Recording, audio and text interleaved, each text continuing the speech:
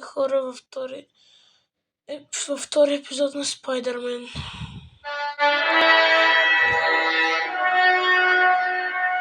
Атака.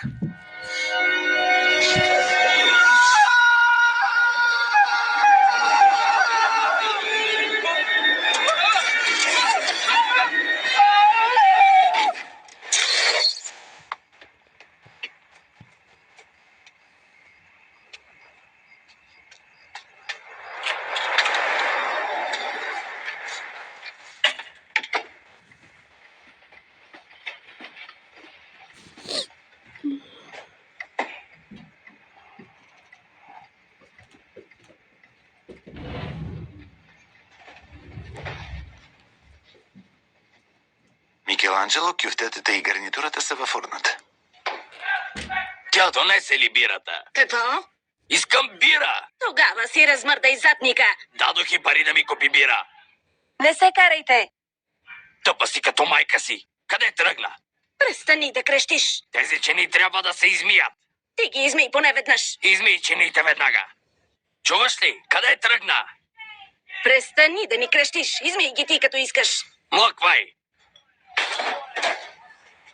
Чуваш ли скандала? Не. Чух малко, докато изхвърлях буклука. Сигурно винаги ни слушаш. Всички семейства се карат. Чичо ти и леля ти не. Понякога си изпускат нервите. Слушай, Енджей, за случката с Флаш в училище. Наистина ни стресна. Съжалявам. Той добре ли е?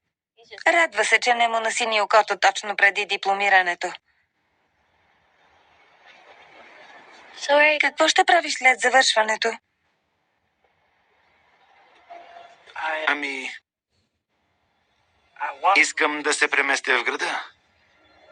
Надявам се да си намеря работа като фотограф, за да събера пари за колеж.